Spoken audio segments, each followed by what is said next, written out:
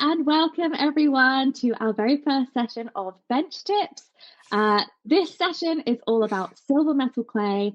As you guys will know, we are on a bit of a silver metal clay drive at the moment. We have a brand new diploma in silver metal clay, so we're all very hyped up and excited about it. And we wanted to come and do a session and share a bit more about metal clay and answer your questions. And it's the Ask the Expert session. And the idea behind Benchtips is it's going to be a monthly live session where you guys can come along and speak to jewelers and experts in different fields related to jewelry making and get your questions answered. But today we have not just one, but two incredible experts with us. So we have the wonderful Petra Cameron from Metal Clay Limited. Hi, Petra. Hello. Hi there, and the incredible Jewellery, metal clay extraordinaire, founder of Metal Clay Academy, and she's done a million qualifications in metal clay, which we'll talk about in a little bit as well. So I'll get them to introduce themselves in just a moment. But we're very excited to have them here today. And for anyone who doesn't know me, I'm Jessica Rose. I'm the founder of Jewelers Academy, going to be hosting the session and grilling these two with your questions all about metal clay. And we'll try and help. We'll try and help you to learn some new things. That's what it's all about. So come say hi, first of all, to everyone who is here. So hi, Michelle, welcome. She says, hello, everyone, looking forward to this session. If you have just joined, come on, say hi in the chat. Let us know where you're tuning in from today. And yeah, there's a little poll as well that you can fill out at the bottom. So it's just for a bit of fun. It's just asking, have you ever made jewelry in silver metal clay? And we've got a mixed bag. We've got a few votes for not yet, but I would like to try. So I think you guys will learn a lot from the session today. A few of you have done a little, but would like to learn more. And quite a few of you work in it a lot and love it. So I love that. Feel free to fill that out if you like.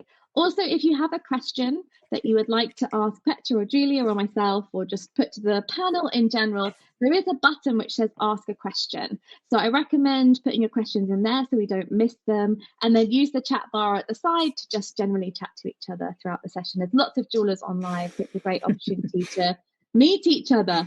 So we have Judith is here. We have Diane, says hi from Sacramento, California. Lovely to have you. Claire is here from Hampshire. Ellie from East Yorkshire, Laurel from Canada. I love it, all over the place. Liz is here from the Yorkshire Dales. Julia says, hi, Jess, Petra and Julia. It's like, you can make it again. Yes, it is. We'll share a bit more about what that is for anyone who doesn't know in just a moment. I'll let Petra explain. Carol says, hi from chilly, damp Essex. Kate's here from Wiltshire. Rose from Hertfordshire. Helen from Lancashire. Marianne is from Rochester, NY, very exciting, and Pamela from Hampshire. So yeah, keep coming and saying hi to everyone. Also, if you guys are jewelers, or even if you're not, and you have an Instagram or a Facebook, feel free to share it in the chat, because it's a really nice way to connect with each other. A little bit of networking, digital networking while we're here, why not? And yeah, just keep using the chat however you like to chat throughout the session. So before we get into the questions, Petra, do you want to start first and just let us know, who are you and how did you get involved in metal clay? Yeah, it's a deep and very deep question. Yes, I'm not sure if I've thought that through. So I'm Petra Cameron. I'm originally from Sweden, hence the odd accent and pronunciation every now and then. I started working with metal clay a little bit by an accident in 2003. So I used to work as an events manager and was having I was pregnant and was about to have a baby, and I thought I can't continue doing what I'm doing because I was traveling.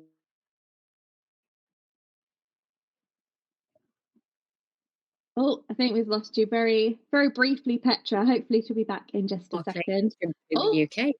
Is she back? She's back. We're back. We're back. Carry on. So in 2004, I became an art clay distributor in the UK. So since 2004, I've been running classes, I've been running this website, and we've grown, and we're probably amongst one of the biggest metal clay distributors in Europe, definitely. So yeah, I'm surrounded by metal clay every day. I don't make as much as I would like to do. That is still on my list. I keep thinking this will be the year when I start, but it will do. So yeah, I'm surrounded by it, and I'm still obsessed by metal clay. So hopefully I can answer any questions that people have. I feel like making your own work will be like your retirement plan. It is almost, to be honest. It's so busy. So yeah, Petra runs a huge metal clay tool supply company, so she knows everything pretty much that there is to know about tools and the supplies of metal clay. Yes, we do. We love the tools. And Julia, welcome. Do you want to do a little intro for anyone who's not met you before? Indeed, yeah. Well, I discovered metal clay in 2004. Been teaching it now since 2007. It's a long time. I guess most people know me from being in Cornwall. So I founded the Cornwall School of Art, Craft and Jewellery, and taught lots and lots of people in Cornwall. But I have now relocated to Rushden in Northamptonshire. So I've moved up country, really to be near my mum, because she's getting elderly now, but also to have new adventures. So I'm vice president of the Alliance for Metal Clay Arts Worldwide, AMCOR, and we are running the first UK conference next year in May. So I am organising that, which will be fun. Yeah, well, in for a penny, in for a pound. And so, but I've relocated. I'm not going to open a big school here. I've decided now, no, I want to slow down on that front, but I will be teaching private classes in my home studio here. I'm in my home now. And so I have my first student here on Sunday, and then I have somebody in for the art clay diploma, full 9 yards, 6 days in May, and we go from there really. But I keep myself busy, mainly doing metal clay stuff in one way or another, and I love it. We're all obsessed with it. We are addicts, metal clay addicts, and proud. Wonderful. Okay, so I can see we have a few questions, so we'll start with those. Like I said, if you guys have any other questions as we go through, it doesn't matter whether you're sort of beginner or more advanced. No such thing as a silly question, so feel free to ask away. So first question is from DC Lap. I don't know if that's, I feel like that's a screen name, but it sounds very cool. And they say, hi, Julia and others. What can be done to reclaim syringe clay that is totally dried out in the syringe, PMC or art clay silver? So perhaps you could describe, as you answer the question, what syringe clay is, the process of it drying out, and then what you would then do to kind of get it back or reuse it in some way. Maybe, Julia, you could kick us off with this one. Okay. Yeah. Well, the syringe clay is specially formulated to extrude in a really nice, smooth, round line. So it's good for making decorations and things like that. I use it also an awful lot for precision filling. So when you've got a little gap somewhere, you can just put a little tiny spot of it. There it is. There it is. You put a little spot right where you want it. Love it. Yeah. I love it. I had one right here. That's it. And it's terrific. So really useful. But if you're not careful with it, it will dry out. You need to store it with that tip bit, that nozzle bit, down in water really, so that it stays nice and moist all the way through, and it just it keeps coming out. I've got my glamorous assistant here. You can see. But it does dry out, and if it dries out, what I normally do if it dries out is actually I just pull the end off, so pull the plunger out, and then I get it all out. So I normally dig in there a little bit with a pin tool or something like that, break it all up, and put it into. Is this the right way? I don't know, but this is what I do. So get in there, get it all, crunch it all up, get it out, and then put it into all of your reclaimed dust and all that kind of thing, and make it back into clay again. To make it back into syringe clay, a little tricky, but I would just mix it in with my my reclaimed stuff and make it back into clay again. Yeah, brilliant. That's how it's done. And just for any new people, because there are quite a few new people, do you mind explaining as well, Julia, like just what metal clay is and why, and the reconstitution process, like just the basics for any beginners who've joined us? Okay, so the material itself has 3 ingredients. Very simple. Very, very fine silver particles, all reclaimed from some different processes and things like that. So it's recycled silver. An organic binder that holds it all together, and water, and that's it. The water evaporates, and we need it to evaporate in order for us to be able to fire it. But if you leave your clay out, you don't wrap it up nice and tightly to keep it nice and wet, then it will dry out. And when it's dry, it's just got fine silver particles and the binder in it, but it's not dead. You can actually revive it. And so normally what I do is dry bits like that, or when you've been filing it and you've got all your little dust particles and everything, I stick that all into a coffee grinder that I don't use for coffee, only use it for metal clay. Important safety tip. So you put it all into the coffee grinder, and then you can just whiz it up into dust when you're ready, when you've got a nice amount in there. I normally put it through a tea strainer. You see, I've got all the really top tools here. Tea strainer, that just gets all of the little bits of grit, biscuit crumbs that I normally get in mine, and things like that. All of that you can just filter that out, so you've got nice, smooth, clean dust. Add water to it nice and gradually, mix that in with a palette knife, and you make it back into clay again. So there's no waste. The product has no waste. If you want to make paste with it, you can do that. So just add a little bit more water so that it's pasty, and it gets a little bit softer and wetter and wetter. And you can make really, really runny paste if you want to, or really thick paste. Sometimes I use really thick paste for things. So you've got a lot of control over how much water you put in. And so it goes all the way from like runny paste all the way up to clay. Wonderful. Simple as that. Thank you, Julia. It is an amazing, amazing material. And I love the zero waste. I love that, that you can use every single gram speck and reuse it. And I love that it can be used in all these different ways as well, like with the paste and the syringe and the clay, because it's very versatile, I think. And wonderful. Thank you. All right. Next question is from Christine. Christine says, I've made a pendant with PMC3. We'll talk about the different brands of clay in a minute, because there's a question about that as well. I sanded it with 5 grits of 3M sponge, which is like a sanding pad, through the process, and again before the torch firing. It was nice and smooth before torch firing, but after firing, the metal has a pitted look in areas like the skin of an orange. How do I prevent this from happening?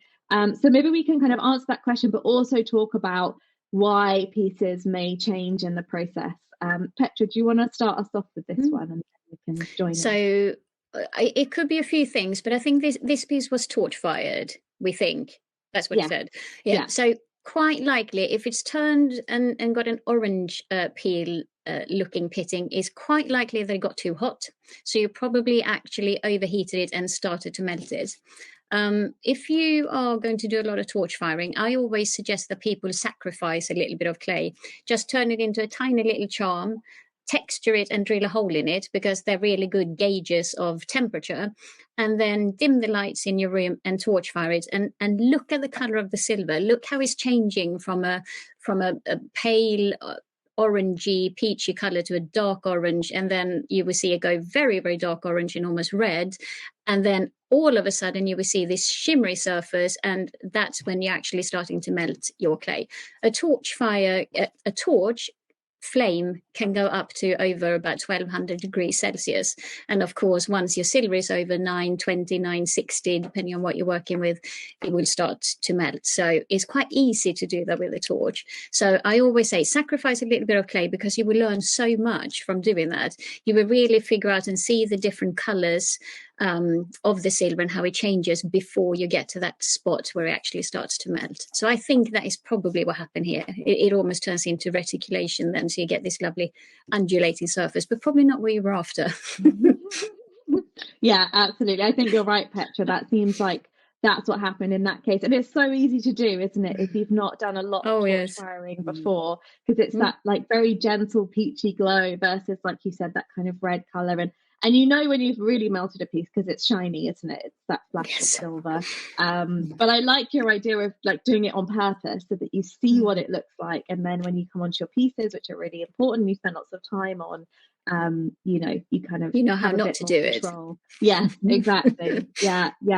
And Julia, maybe you could talk about, so that's probably the answer in that question, but what other cases could there be where something could go wrong in torch firing, where there might be kind of, things after, unwanted effects afterwards? Well, yeah. If the piece isn't completely dry, that's one of the things that can be quite tricky. If it's not completely dry, then the water inside is gonna turn to steam when you start to heat it up. And so that I have had in classes before, and often people think it's that their pieces are very dry. Exactly, people think their pieces are dry, but if you put your tweezers, if you put a piece into the quench bowl, and then you put your tweezers onto your piece you're just about to torch fire, the tweezers that have got water on them, it goes straight into the clay. And so, you've really got to make sure that you keep things really, really, really dry. So that can cause issues on the surface. I've also seen it actually almost explode a piece. So a flat piece like this suddenly goes puff like this. It puffs up, makes an almighty bang. In a class situation, the tutor has to be scraped off the ceiling. Ask me how I know. And so you just got to be really careful when you're heating things up. But the torch as well. One of the things that Petra said, which is really important when you're torch firing, low light, because that's the only way you can really see the color. When you can see the color of the metal, it's the only real way that you can properly gauge how hot that metal is. Yeah. Absolutely. Can I say something about torch firing? I want to show you something. Okay, demonstration. Live. I'm not going to turn it on. I just want to show, because we get a lot of people say that the torch is broken. And one thing that I've seen people do over and over. So if you imagine, let me bring a brick. If you imagine that you're about to fire your silver, and let's say you've got your silver here. When you hold your torch, a lot of people do this. And that's not good for two reasons. First of all, your torch is filled with gas. It's a liquid gas, so that will move around. Doing it like this is not ideal. You want to hold your torch at a 45-degree angle like this, both for the gas flow and also so that the heat doesn't bounce off your silver as you heat it up. It doesn't bounce off straight up to the tip and actually damage the little sensors and things. Not sensor, but you have this little thing that lights it at the front, and that can get damaged. So always keep your torch at a 45-degree angle and heat up around your piece, not right above it. That's my top torch tip. Because it keeps happening for people. Yeah, and that applies to any jewelry making with a torch. Yeah. Soldering, everything. Yeah. So brilliant tip. And just, very briefly on the whole popping explosion thing, I can definitely speak from experience that one day I just forgot about the whole drying process and forgot how long it took and was just in my own world. And I was like, torch firing, bang. And then the whole, the piece is really very difficult to recover at that stage. It's just scrap silver. But once you've done it once, you won't do it. You will never do it again. I did it with a student, and I was demonstrating torch firing for her because she was a little bit worried about using a torch. So I felt incredibly stupid because I scared both of us nearly to death because this piece literally went flying. Yes, it was terrifying. I still have it in a drawer somewhere. It looks like this volcano. So yes, never again. From now on, I'm drying my pieces carefully. Pieces must be dried. Final kind of story on this. I always remember when I was showing some metal clay live on TV for Create and Craft TV, and we'd done all these forms and all of this planning and everything. I totally forgot that it takes like at least 20 minutes for something to dry until I got to the point where I was doing it. I was like turning up the hot plate. I was like, we need to go to a break. I need a bit more time. And so I learned that I really need to plan that time in. But yeah, it takes maybe we can talk about how long it takes to dry and the different ways of drying. I don't know either if you want to come in on that, because there's a few different options, aren't there? Lots of options. Shall I start? Yeah, go for it, Petra. So go for it. when you're starting out, of course, it's again, you don't want to spend lots of money on lots of equipment. If you have a dehydrator, they are the best thing, absolutely best thing, because it's this dry air that circulates around your piece, and you've got these mesh shelves that you put your silver on, so the air circulates all around it. But if you don't have that, even just putting your silver in a warm oven, keep it at a low temperature. Make sure you stay. To be on the safe side, I say never go over 100 degrees. I think the recommendations in the leaflets it's about 120 or so, but I say stay under 100 degrees, so you don't start affecting the binder in the silver too early. And then it should dry within about 20, 30, 40 minutes or so. However, there is no set time, because if you've added lots and lots and lots of water, or if your piece is several layers thick and it's got lots of paste in between these layers, it's going to take a lot longer to dry than something that is just very, very flat and thin and tiny like this. So it's a good idea to always check your pieces. And a good trick is to take your warm silver and put it on a cold mirror. And then leave it on there for a minute or so. And then if you can see any steam around it or any moisture around it, you know that is definitely not fully dry. But even that mirror trick isn't completely reliable. So even with that, I would say always give it another 10, 20 minutes or so of drying if you're drying in heat, just to be on the safe side. Yeah. And of course, there's lots of other ways of drying. You can use a hair dryer. That's what we used to do in the past. You just put it on a little stainless steel mesh, and then you just hold your hair dryer over and keep going and turning it over and keep drying it. Or you can build your own little drying box from a cardboard box and a hole in the corner and stick your hair dryer in there, and then you can just keep drying whilst you're working. So there's a few different ways of doing it. But yes, I'm quite fond of just using a kitchen oven if you've got nothing else. And the nice thing is with silver clay is that it's not toxic. So you don't have to worry about it being like working with polymer clay, for instance, so you definitely don't want it in your kitchen oven. But with the silver clay, as long as you keep it on its own little shelf, then I feel quite safe having it in my kitchen oven.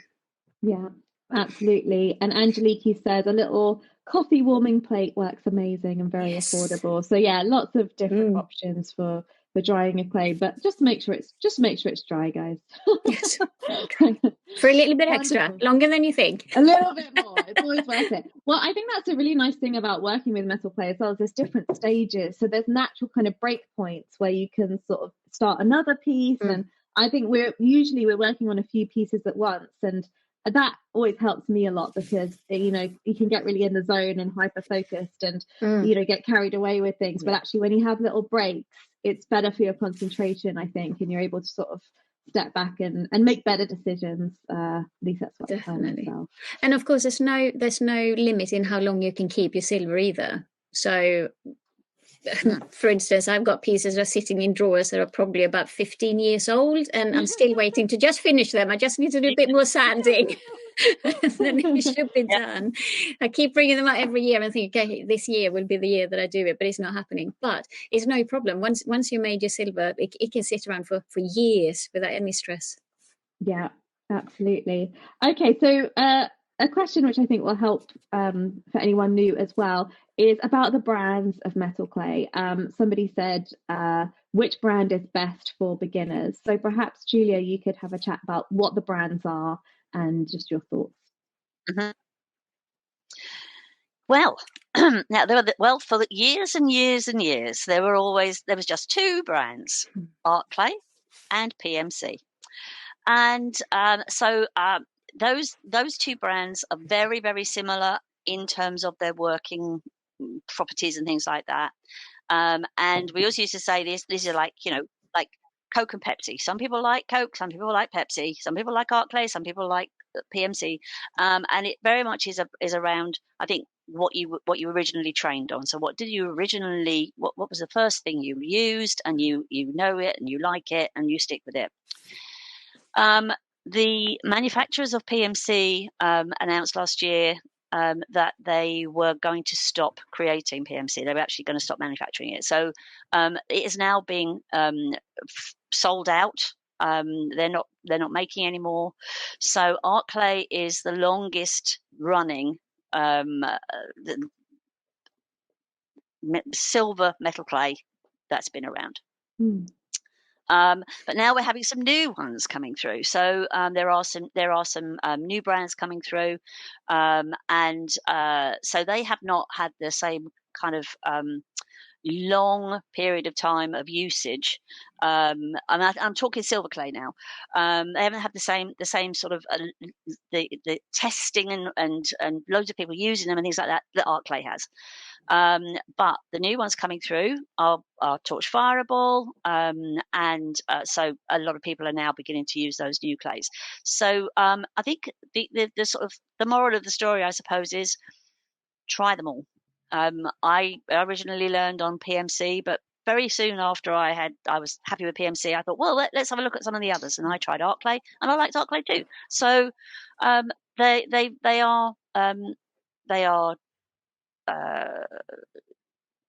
work in the same kind of way, and you need to really test it for yourself, try them out.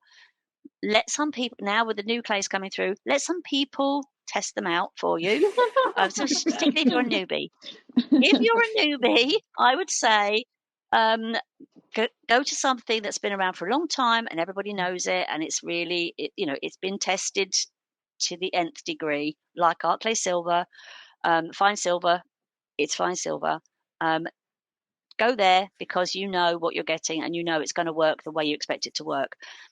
Once you've been working with that for a little while and you're comfortable with that, try something new if you want to, and just take it from there. But a lot of the time we hear people say, well, I'm going to start with one of the base metal clays, copper, bronze, something like that, because it's cheaper. Cheaper doesn't really mean easier. It's much harder, and those clays can be very tricky to work with. Very tricky to work with. So often it's a little bit of a false economy because you just get frustrated. So if you're new, I would always recommend to people, if you're new, start with a fine silver clay, because and if you start with something like art clay, you know what you're getting and you can pretty much guarantee the results if you follow some basic rules. But then as you get more experienced and you get a little bit more adventurous, then try out some other things. Yeah, absolutely. And what I think one of the reasons for choosing fine silver is also because the window of success when you fire it is so much wider. So for instance, with art clay silver, you can fire it all the way down to 650 degrees, all the way up to 900 or so. And as long as you stay within that temperature for a minimum of, I would say, about half an hour or so, you know that your silver is going to be fired.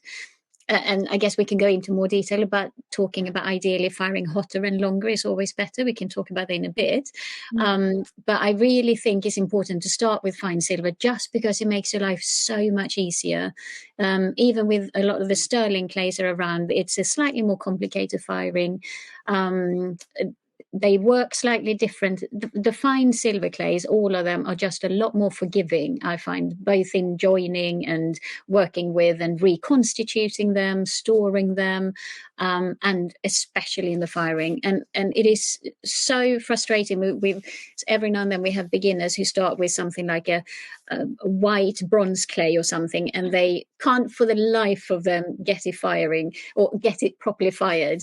And it's a nightmare. You're making your life so hard for yourself. So yes, if you want to get started and actually learn how to handle the clay and how to manipulate it and how to make things and how to make a rig, all of those techniques you need to learn, do it in fine silver, because you make your life so much easier, and you will have something at the end of it that has fired, that is silver, that you can then actually wear, and then you can go on, like Julia said, definitely play around. There are so many clays out there, brands and different metals. So yeah, have a play and soon you'll find what you like and what you enjoy working with.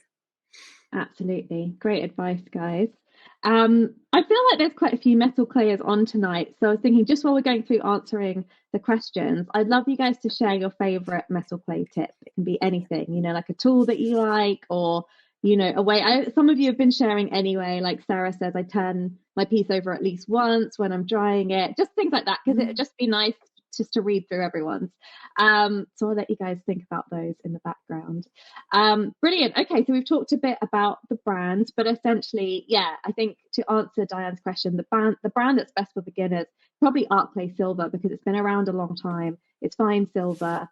and it's just a great place to start. And then like the guy said, you can branch out from there and try and experiment and see what you enjoy. We have one from Angeliki which says, do you find PMC fine silver pieces come out smoother in look and texture fired in a kiln rather than being torch fired? So I suppose this is talking about, you know, kiln firing versus torch firing. Do you see a difference in the look and the finish, and perhaps anything else that you want to share about the differences between torch and kiln firing? So I don't know, Julia, if you want to go first, and then we'll come to Petra as well. Yeah, well, if you've torch fired it correctly, then you should have a the same result as you would if you put the same piece into a kiln. There's no reason why it should look any different if you've done it correctly. Normally, particularly with fine, particularly with fine silver clay, you know, pretty much what you see is what you get. You know, I always say to students, if you can see a dink in that before it goes into the kiln or before you torch fire it, that dink's still going to be there afterwards. There is magic that happens when you fire metal clay because it turns into silver, but it doesn't solve all the dinks and cracks and nastiness. You know, you've got to deal with that before you actually fire it. But as Petra was saying earlier on, you know, long and hot, really, you can only really fire long and hot in a kiln. And the kiln is going to be the thing that you can program it. You program the kiln to reach a certain temperature, to stay at that temperature for a long period of time. You're not standing there with a torch for 20 minutes, half an hour, unless you really want to do that, of course. You know. But you know, you don't have to do that. It does it for you. Yeah, well, you know, I know people who do, but you know, I do. My life is a bit too short for that. Really, you get to my age, you think, well, no, I haven't. That 20 minutes. I mean, you know, I could be doing something else. So when you've got a kiln, you stick it in the kiln, you leave it to do its business. You come back and it's all done. And you know, generally speaking, unless your kiln's like 20 years old and it's a bit iffy. But if you've got a reasonable kiln and you look after it, then you know that it's going to fire at the temperature you're asking it to. So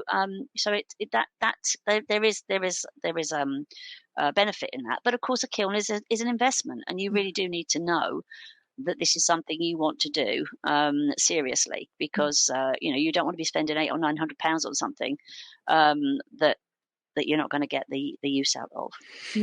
I definitely didn't buy one after my first class, for sure. Some people do, but I suggest do work with it a little bit more. Yes, it's a good idea to make sure you enjoy what you're doing. Depends on your personality type. Some of us just jump straight in, but yeah, that does sound wise. Yeah. I've got to admit, it didn't take me very long to get one, because I just love tools.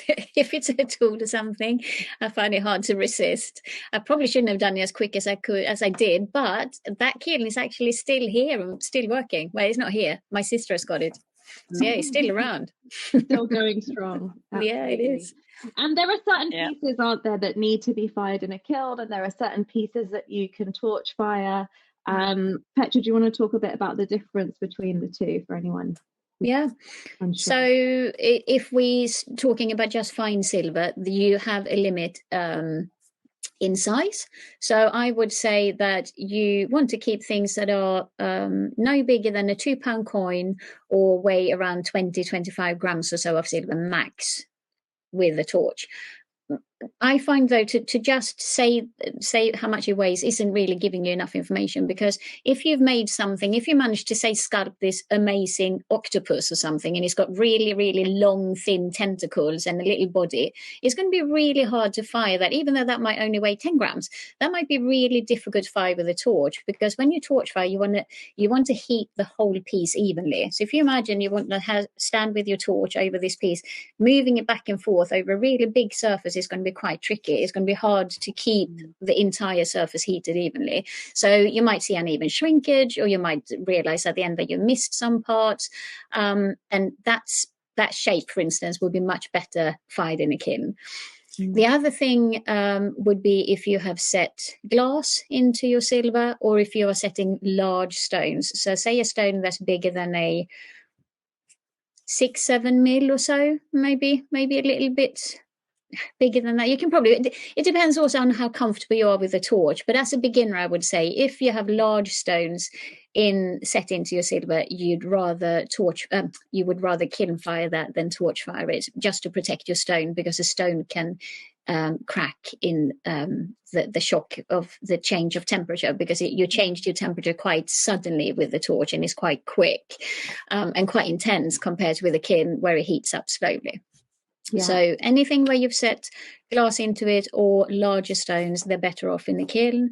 And if they are very, very big or very intricate shapes or very three-dimensional shapes, they're better off in the kiln. Yeah, wonderful. Thank you, Petra. Wonderful. Okay, good questions, guys. We have some more. Somebody just final one on the can I say one more thing? Yeah. One more thing about the size, because I just realized I only spoke about the weight and the size. The other thing would also be thickness. So you can make, say, a dice, just a cube out of silver, from a small amount of clay, compared to just rolling it out. If you have something that's really thick, again, that's better fired in a kiln, because in a kiln it will be soaked at the temperature for a lot longer than it is with a torch, and that means that the heat has a chance to penetrate all the way through the silver, so that the silver inside your thick chunky piece gets a chance to sinter too. So I thought I'd better mention that too. So thickness also makes a difference. I wouldn't torch fire anything that's over 2-3 millimeters. Ideally, that's better off in the kiln. Great, good point. And any rings as well, or something that has lots of wear and anything that needs lots of strength. I agree. Same thing with that. Caroline says, how do I know how long to torch fire art clay? It says 2 to 5 minutes, and then it says thinking face. So I think the question is, is it 2 minutes? Is it 3 minutes? Is it 4 minutes? Is it 5 minutes? What if you look at the instructions inside the pack, sorry, I'm desperately looking for one. I'm sure I've got one on my table here. I think it says something between 2 to 3 minutes, if I remember right. Personally, I always fire for longer if I'm using a torch. And sometimes I even turn the piece over and fire it again for a little bit longer. So again, it depends on the size of the piece. And you will have an insert in your clay pack for all the brands that you buy. And it will tell you the size of the piece and how long to torch fire it for. So the best thing is to have a look at that and fire for a bit longer. So personally, most of the things that are small little charms and things, I would never fire them for less than 3 minutes, and usually about 4 or so if I can face it. But then again, I usually just throw mine into a kiln. Once you have a kiln, I don't have the patience. Yes. Brilliant. Okay, great. Thank you, and thank you for the question. Tracy says, hi, if you have torch fired a piece and don't end up liking it, is there anything you can do at that time, or is this the same as reclaiming before firing? Julia, do you want to answer this one for Tracy? Yeah, but once it's fired, it's silver. So you can repurpose it. I've certainly done that. Sawed things in half. You can stick things to a fired piece. So you can add other pieces to a fired piece, or just mix it in with something else, make something around it, whatever you like. It's not the end of the story necessarily, but you can't reclaim it unless you send it off to a reclaimer. Or melt it down yourself. If you have the equipment, you can melt it down yourself, make it into an ingot, and then put it through a rolling mill. But that's major equipment there. So really, for most of us working with metal clay, once it's silver, and you have to treat it in the same way as any other silver. You can hammer it, you can do that kind of thing with it. Up until the point where you fire it, you can reclaim it. So if you've got pieces that are dry, you can crush them up, add water, and it goes back into clay again. So, but until once you get beyond that, as soon as that binder's burned out, is normally the point I think in terms of once the binder is burned out, then you need to fire it properly, and then it's silver. So you treat it in the same way as a piece of silver. Mm-hmm. Because that's what it is. Yeah. and as Julia said, you can add bits to it, and that might just change what it looks like if you're not happy with it. Or you might want to add a bit of colour. You could enamel on it. You could add paint colours. There's a few different colours you can actually paint on that last really well. Or you might want to add a bit of gold to it. That can transform a piece that's looking really dull and boring. Adding a bit of gold to it really changes it. And of course, as Julia said, is silver. Once you fired it, you're working with silver. So if you do know how to solder, for instance, you can then solder something to it or cut it up and change it. Like Julia said, sometimes just looking at a piece in a different, looking at it the next day, sometimes that's all you have to do. You just got to sleep on it and then come back and look at it and you think, oh, actually, it's not so bad. Or you might just want to tweak it a little bit by adding something to it. Yeah, absolutely. Lots of options. And, and one other thing. Yes, go for it, Julia. There's just one other thing I have done with little bits that have gone kind of wrong. We all have it. It happens to everybody. If you cut them up into small pieces and then you deliberately melt them, it will form a perfect little ball. Yeah. So you can end up with a lot of perfect little silver balls in a little pot, and you can add those fired silver balls to your unfired pieces. Stick them on, and you've got embellishments. Oh, sorry, cough break. Yes, absolutely. Thought I'd save you guys from that. But absolutely. Okay, we have lots of questions. I love it. They're all coming in. I like this question. We'll come on to that in just a moment because there's one above. Caroline says, is there another flexible clay to switch to from PMC Flex? So PMC Flex is a flexible clay from PMC. Obviously, all PMC products are gone. So what can we use instead? And I know because me and Petra recorded a podcast just the other day, which is coming out soon. She has the answer to this. I'm sure you both do anyway. I do. But what can we use and tell us about flexi stuff? Flexi stuff. Yeah. Well, some flexi stuff. So there's a product that's called Flex Formula, which is brilliant. And that is going to, I think, rescue a lot of people who might have fallen in love with PMC Flex. So Flex Formula, I don't have it with me here. I should have. It's a little bottle of liquid that you just mix 1 or 2 drops of per gram of silver clay that you have. Well, it could be any clay. It could be base metal clay too. And you just mix these drops in with the clay, and that means you can turn any of your favorite silver clays into a flexible clay. So that already exists. And some people have also played around before these flex formulas existed with glycerin. So you can also have a play with that. You add a drop or 2 of glycerin. It's quite easy to overdo it with glycerin though, and then you end up with a really crumbly, messy, gunky looking clay that you can't reconstitute, and sometimes even crumbles when you fire it. So be careful with that. But the Flex Formula liquid that exists now is brilliant and really easy to use. So that is a good alternative because you can then use any clay you want. Wonderful. There we go. Marianne also said in the chat, Aussie metal clay makes origami for folding and a flex clay. So yeah, lots of different options coming up. There's a question from Laurel who says, I have seen some of the horrible results from the etching result from the interactions of silver and copper. I'm guessing the silver and copper clay, and was all set to try copper inlay into silver. Is there a way to do this without the destruction that can take place? I don't fully understand that, but I feel like you're nodding. So, Julia, do you want to begin to explain and help with this? Well, I think what she's referring to is probably the sort of the reaction that happens if you fire the two things together, right? Because of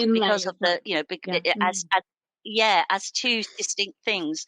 So if you're going to inlay one into the other, you need to make sure that you do it. You fire one and then you inlay and then you fire the next one or something like that. But I mean, I think this comes also back to the makumegane kind of thing that art clay do with the art clay copper and the art clay silver. So Petra, do you want to talk about that? So I don't really work with makumegane myself, so all I can do is talk about my knowledge that I have of it, but very little experience. But I definitely know what the question person is asking. Sorry, I forgot the name. I think it was Laurel. I definitely know what she's talking about because I did that a couple of times at the beginning when What was the first one that came out? It was in bronze, wasn't it? The first one many, many years ago. It was, wasn't it, Julia? The first bronze clay, yes. Yeah, bronze and I first. was and I was trying to work with that and stick silver around it or fire the two together. And I wish I'd kept the pieces. I think they got thrown in one of the moves or something, but they literally just transformed into this odd blob. The shape was totally gone, and it was as if one had eaten up the other. It is a reaction that happens, definitely. So if you want to do this where you combine, we were talking about copper and silver. Was that what the question was? Yeah. What you have to do then for those is you have to fire your copper first, because the copper requires a much higher temperature to fuse. You need to take, for instance, the art clay copper has to go up to 970 degrees. So you fire your copper first, and then you set your silver around that, and then you fire your silver at the silver temperature. And if you do that, you won't have that reaction. It is when you have two clay parts fire together at the same time. I mean, it's quite cool, to be honest, because some of the effects you get this new odd alloy, and it creates these random effects, which probably can look quite cool. But obviously, if you want to control your work and you want it to look the way it did when you put it in the kiln, then fire your copper first. Then you can wrap your silver around this, and with the help of sort of a mechanical bond, so you do like a rivet type thing. So you drill a hole in your copper and you stick your silver clay through that and help bond them that way. And then there are ways to do the Mokumagane, for instance. I know Tracy Spurgeon from Craftworks, that I know a lot of you know about. She runs classes in this. So she's a good person to go and talk to if you have any questions on how to actually do the Mokumagane, which is often the combination of either copper and silver, or also what you can do is combine the bronze and the copper, which is really nice too. So you get two different warm colours. Lovely. Yeah. Thank you, Petra. And thank you for the question as well. I've learned something today. Brilliant. I love this question from Marianne, which just says polishing techniques, ! So maybe you guys can share your favourite polishing. There's obviously loads to talk about with polishing. But just, for the sake of time, what's your one favourite way to polish your silver metal clay? Julia, do you want to kick us off? Chuck it in a tumbler. In a tumbler. That's what I normally do. It does so much. It does. Just put it in a tumbler. Brush and then put it in a tumbler, or just straight in after firing. Do you do anything before or after? It depends how. Yeah, it depends. Well, it depends on how complicated the piece is. I mean, if you look at some of my work, some of that is really, really quite complicated, and a lot of it won't go in the tumbler at all because it won't fit. Because I do tend to work large. But if they're small flat pieces, a little bit of texture on and things like that, then you give them a quick brass brush, throw them in the tumbler, and then leave them for however long you like, and you'll have something nice and shiny. If I could get away with it, I won't do an awful lot of hand polishing. You won't see any mirror polishing in my work. When I'm teaching the art clay diploma, of course, the people have to do the mirror polishing, and so we have to do it then. But for my own work, it tends to be in a tumbler if I can do it. Some of my work has been so intricate, I've thought afterwards, when it comes out of the kiln, how am I going to polish that? Because I can't get in behind things and all that kind of stuff. But I don't tend to worry about that. I just cross that bridge when I come to it, and then it's normally the rotary tool. So I do have a Fordham, and that's a game changer with the foot pedal, definitely, because you can get right in behind things then with that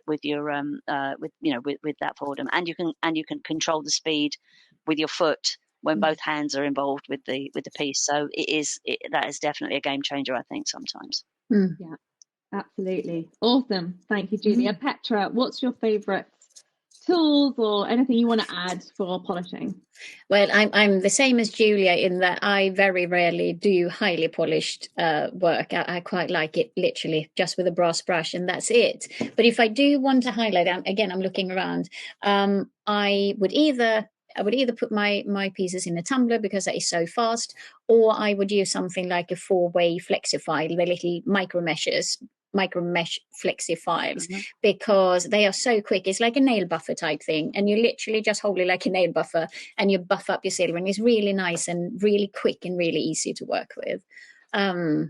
But yes, as Julia said, I very rarely do things that are mirror polished. If it's just for me, I quite like the satin finish and then a bit of gold and a bit of liver of sulfur on it. That's my style. But yes, and there's so many different ways. It depends on how you like, what you like working with. Like, for instance, the 3M polishing papers are fantastic. So you've got 6 different levels of grit, and it's a soft paper, which is almost like fabric-like. So you can wrap it around a harder tool if you want to just polish your raised part, or you can use it with your finger, and then you can really get into the little nooks and crannies and textures. And that is brilliant. If you want to mirror shine, just work through the grits of them, and what you have at the end is just going to be sparkling. Yeah, absolutely. I'm a big fan of the mirror finish. Yeah. And shiny pieces. So I do love the polishing papers. Also, like Julia said, the rotary tools. And just remember that afterwards it is just silver. So any of the polishing and finishing techniques that you've learned in silver, and I think spending some time working on how to get the different finishes, you learn so much just by going through it. There's files, there's sandpaper, there's polishing papers. I love the flannel at the end. Exactly. Yeah. So there's a lot that you can do. We've actually got a little video as well on how to get a mirror finish on YouTube, which perhaps Anna can find and share with people. So yeah, I just say, like, find the thing that works for you, and just always remember, like Julia said as well, if it's there, if there's a dink there, it's not going to go away unless you're at a high enough grit to get it to go away. So you can't just ignore a scratch and be like, I'll just keep going and later it will disappear. So make sure that you've really done the higher levels of grit. And sometimes it's a file. Sometimes it's quite, you've got to be, because there was a dink and you didn't see it. So I think it's just about having that, like, discipline. And don't like you say, also don't cheat and skip your grits. You have to work from that really abrasive high grit all the way up to the finer, really, really finer grits. And if you skip a step, you will notice.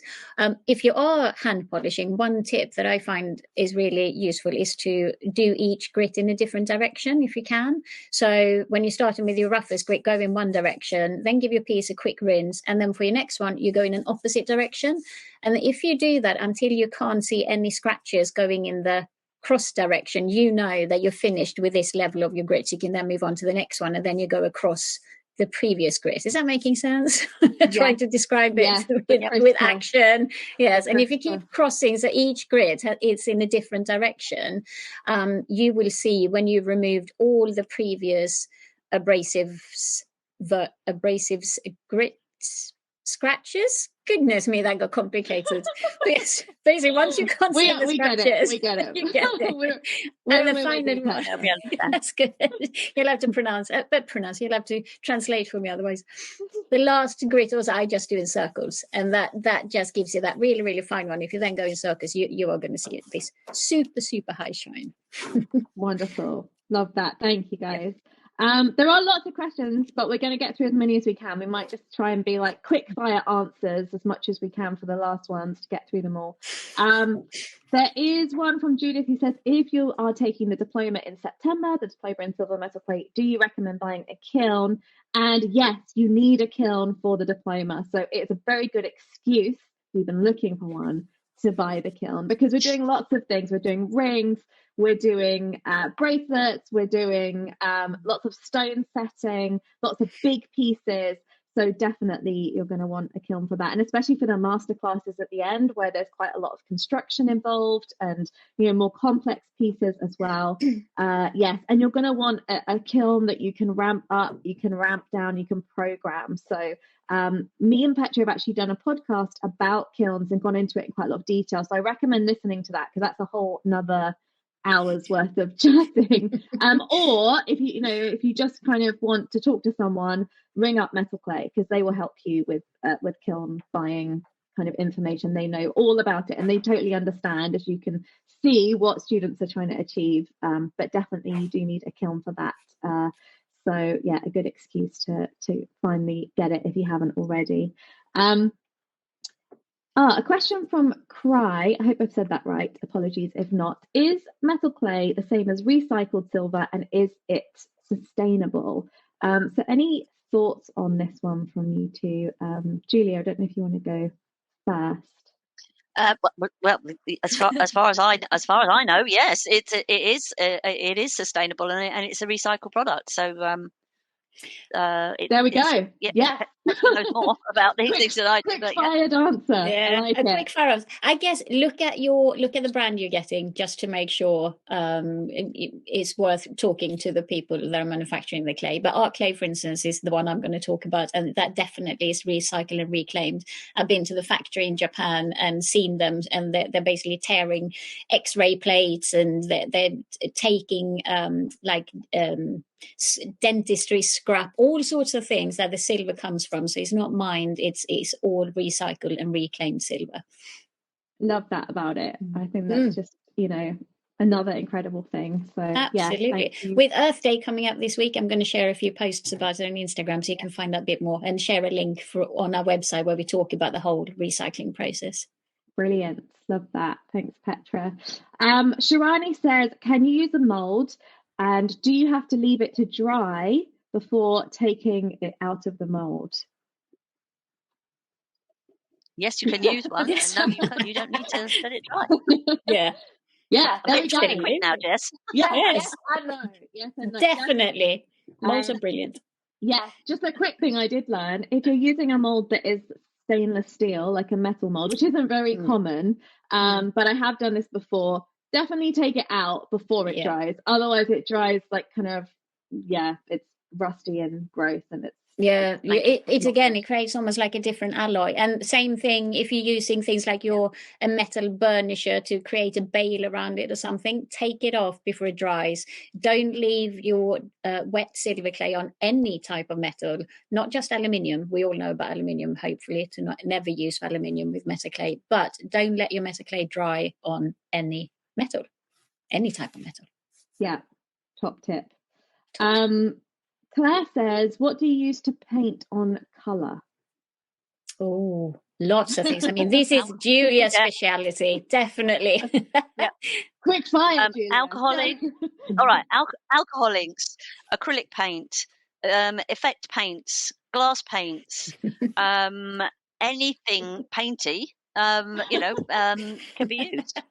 I've used all kinds of stuff. Vintage patina.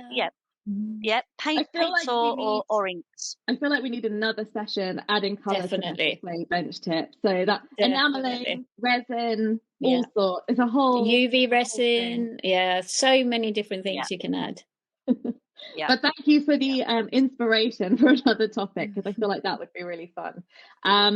Similarly, and I'm going to do the last questions now. What type of enamel do you suggest using for silver clay? That was for Petra. I just want to mention, I know that in the diploma we have Joy Funnel teaching the enamel class, and she recommends the Japanese enamels and the translucent ones. And I was having a quick chat with her about them, and she was saying, it's just they're really beautiful. I mean, all enamel I think is great, but they're really beautiful with the translucent and with the colours, because you can see texture underneath.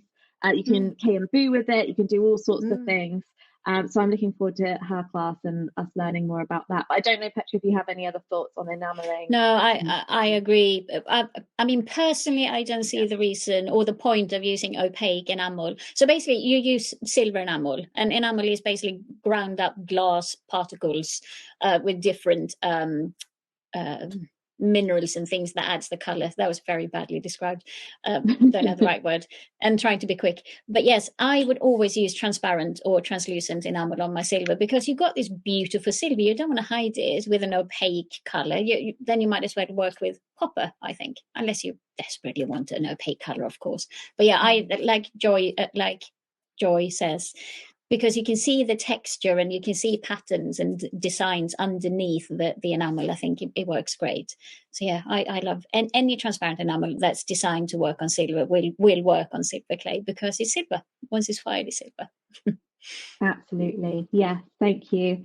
Well, there are a few more questions, but we're going to have to leave it there for time. But we will go ahead and have a look at them afterwards and try and answer them by text. So if you're on live, come back tomorrow, look at the replay, and we will have answered any questions that are left. Julia, Petra, thank you so much for coming and sharing your knowledge and your wisdom and your passion with us. Just quickly, I know we've got your Insta handles, but where can people go and find you online? What is the best place if they want to connect with you after the session? Oh, either I can see my handle has been shared. Yeah, sorry, Instagram or on our website, metaclay.co.uk. And if you want to have a chat about anything, just shoot a message. There'll be a link on the website, or email me on support@metaclay.co.uk. Wonderful, thank you. And Julia, where's the best place for people to find you? Well, JuliaRay.co.uk has all of my my sort of personal work and stuff like that on there, and things I've written and all that kind of stuff. CSACJ.co.uk is my teaching school. It used to be Cornwall School of Art, Crafts, Craft and Jewellery. Now it is Central School of Art, Craft and Jewellery. Inspired, I know. And because now I am central.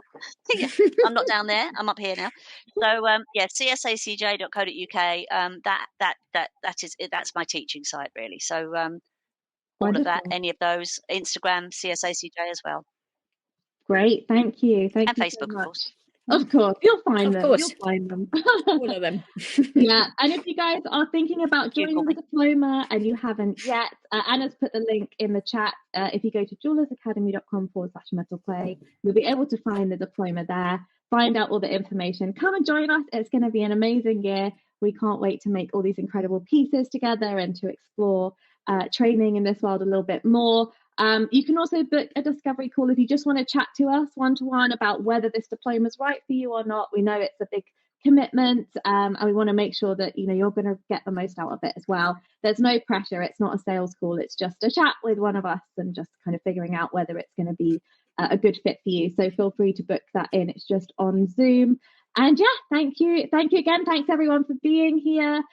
Thanks Petra, thanks Julia, and we'll see you guys soon. All right, bye guys. Thank you. Bye.